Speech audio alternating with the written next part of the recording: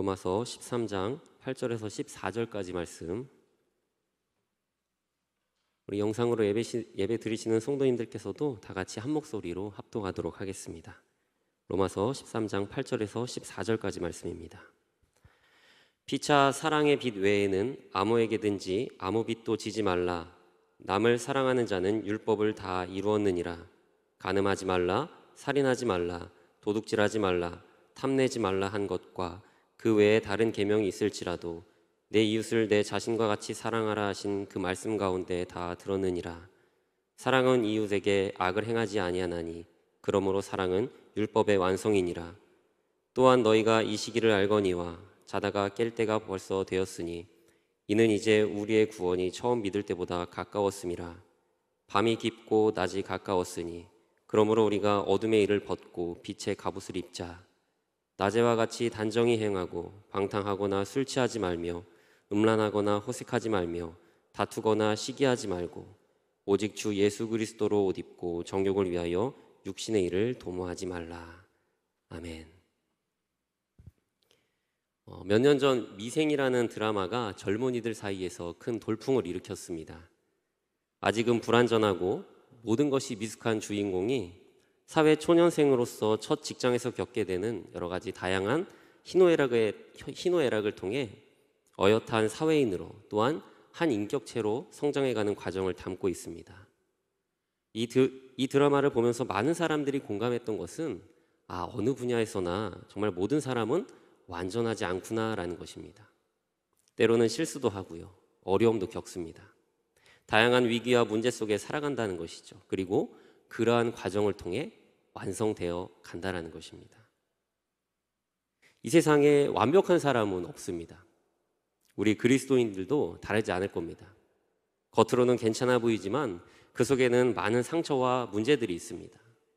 훌륭해 보이는 믿음과 신앙이지만 그 속에는 항상 실수가 있고 실패가 있죠. 그러나 그렇게 부족하고 연약한 우리가 오늘 하루를 살아갈 수 있는 것은 우리에게 베푸신 놀라운 하나님의 은혜와 사랑이 있기 때문일 것입니다. 오늘 본문 말씀 8절을 보게 되면 피차 사랑의 빚 외에는 아무에게든지 아무 빚도 지지 말라.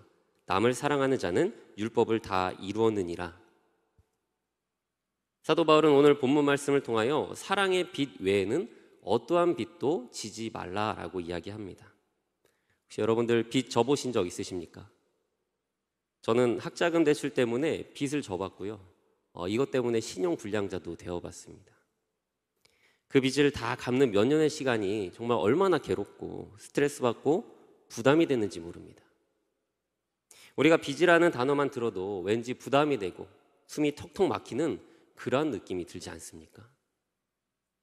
이 빚을 진다는 것, 누군가에게 언젠가는 갚아야 할 도움을 받는다는 것은 무척이나 부담스러운 일일 겁니다. 그런데 사도 바울은 다른 빚은 지지 말되 사랑의 빚은 괜찮다라고 이야기하고 있습니다. 중요한 것은 빚을 지되 피차, 한쪽만의 일방적인 빚이 아니라 서로 빚을 져야 한다라는 건데요, 이 말은 우리가 서로 사랑해야 한다라는 그런 의미를 지니고 있습니다. 우리는 이미 사랑의 빚을 진 사람들입니다. 죽을 수밖에 없는 죄인이지만 십자가의 은혜로 용서받고 또한 영원한 생명을 보장받았기 때문이라는 것이죠. 이 은혜는 우리가 아무리 갖고 싶어도 도저히 갚을 수 없는 그러한 은혜입니다. 그래서 중세 종교개혁자였던 존 위클리프는 사랑은 우리 믿는 자가 완전하게 갚을 수 없는 빚이다라는 그런 말을 남깁니다. 더 놀라운 것은 이 사랑의 빚은 영원히 우리에게 남아있는 것이고 절대로 우리를 떠나지 않는다라는 것이죠.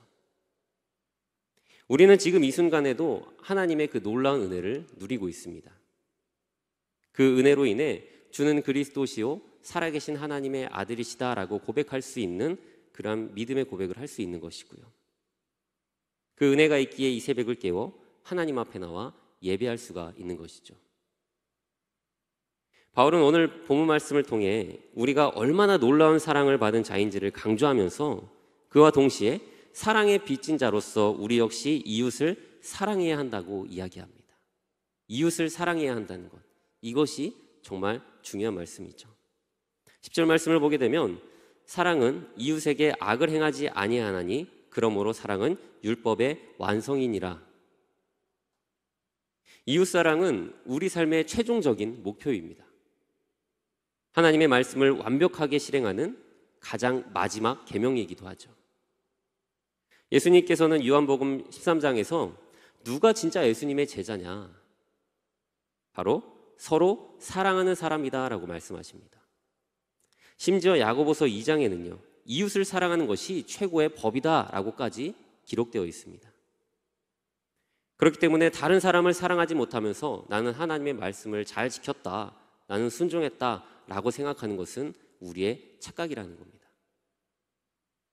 저는 어제 오전 예배 중에 이 노아의 실수를 들춰내는 그 노아의 아들 함에 대한 말씀을 듣고 얼마나 부끄러움을 느꼈는지 모릅니다. 실수를 보고 사랑으로 감싸주기보다 그것을 들춰내는 모습, 그 함의 모습이 마치 저의 모습과 같았거든요. 우리는 남의 허물과 실수를 잘 들춰냅니다. 어떤 이야기가 들리면 참지를 못합니다. 입이 근질근질하면서 견디지를 못하죠. 특별히 지금 시대는요, 이웃을 사랑하기가 정말 힘든 시대입니다. 이 사랑한다는 것은 나와 어떤 이웃 간에 벌어져 있는 거리를 좁히는 것이죠. 몸과 몸이 가까우면 서로 사랑을 나누고 사랑을 전달할 수가 있습니다. 몸은 멀리 떨어져 있다 해도 서로를 생각하는 마음과 마음의 거리가 가까우면 사랑할 수 있죠. 그러나 지금은 일명 사회적 거리두기, 우리가 몸을 가까이 할 수가 없는 상황입니다. 그렇다면 마음과 마음은 어떨까요? 저 사람 괜찮을지, 문제 없을지, 만나도 될지 서로 눈치를 봐야 하고 서로 의심을 해야 하는 상황입니다. 정말로 누군가를 비난하기 쉬운 때이고요. 우리 모두가 그것에 대해 너무나 예민해져 있는 상황입니다. 누구 때문이다. 저 사람 저래서 되겠냐. 저도요, 정말 부끄럽지만 요즘에 우리가 재난 문자가 많이 오지 않습니까? 그 재난 문자를 보게 되면 이 말부터 나오더라고요. 또냐. 이번엔 누구냐. 이 사람 도대체 어디 간 거냐. 그리고 나서 이동 경로를 꼼꼼하게 확인하죠. 그 사람에 대해 걱정하는 것이 아닙니다. 그 사람을 비난할 근거를 찾고 그 사람을 탓할 어떤 것을 찾는 것이 지금 이 시대를 살아가는 우리의 모습이 아닌가 생각을 해봐요. 코로나와 관련된 기사들을 보면요, 사람들이 그 밑에 차마 입에 담지도 못할 공격적이고 악의적인 댓글을 남깁니다. 생각해보면 많은 사람들이 대부분 피해자들입니다. 방역 지침을 따르지 않았던 그런 경우도 있겠지만 그렇지 않은 경우에 대부분은요, 자신이 질병에 걸릴 것이라고 누가 상상이나 했겠습니까? 우리가 지금 걸리지 않아서 그렇지, 물론 절대 그런 일은 없어야 하겠지만 만약에 우리가 걸리게 된다 그러면요, 우리 역시 한순간에 피해자가 되는 겁니다. 우리 성도 여러분, 그리스도를 믿는 사람들은요, 달라야 합니다. 생각하는 것, 말하는 것, 이 사태를 바라보는 시선과 여러 가지 그런 모습들이 일반적인 세상의 방법과는 달라야 합니다.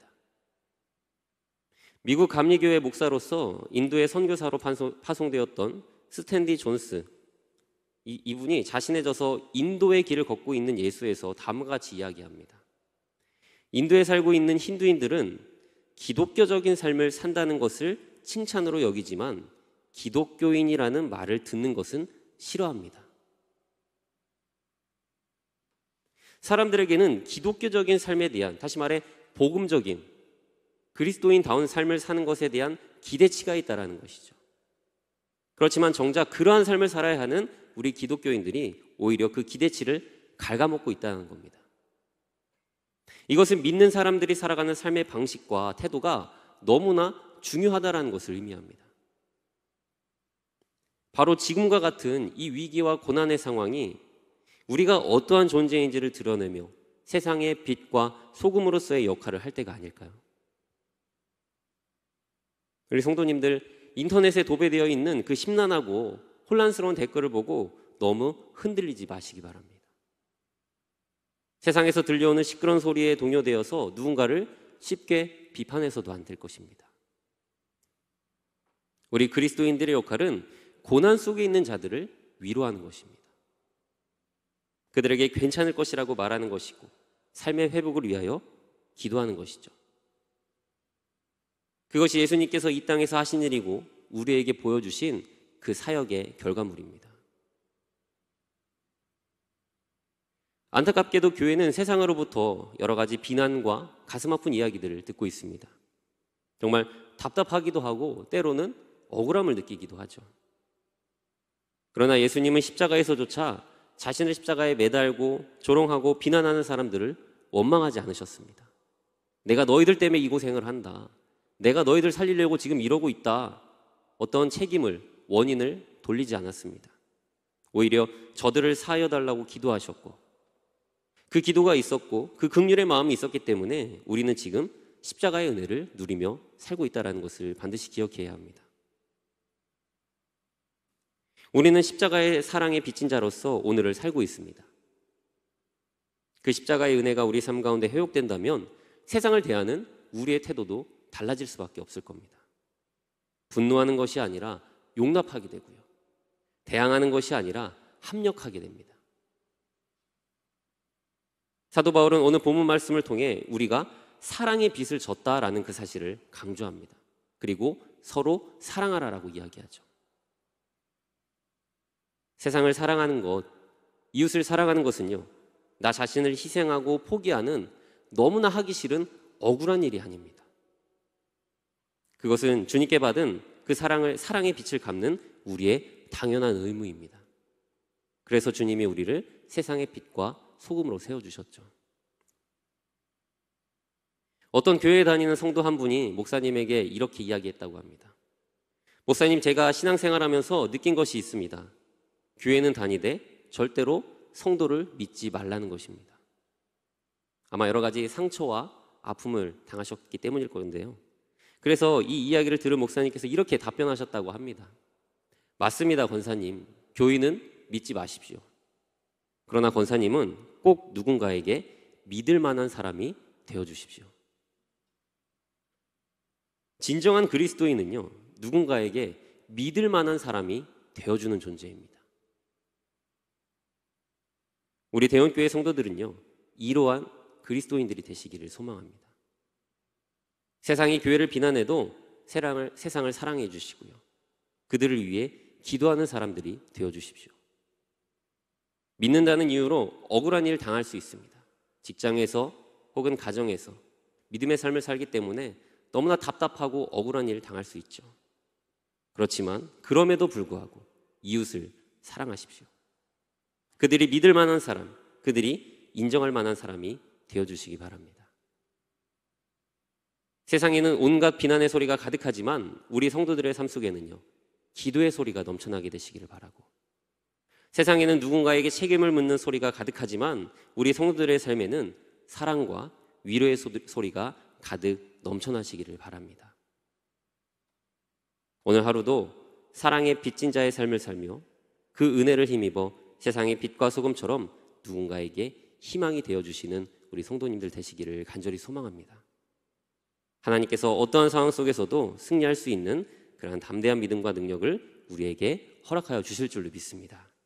그러한 놀라운 은혜가 이 새벽을 깨워 기도의 능력으로 승리하기를 원하는 우리 사랑하는 대형교회 모든 성도님들의 삶 가운데 충만하게 넘쳐나게 되시기를 간절히 축원드립니다. 기도하겠습니다.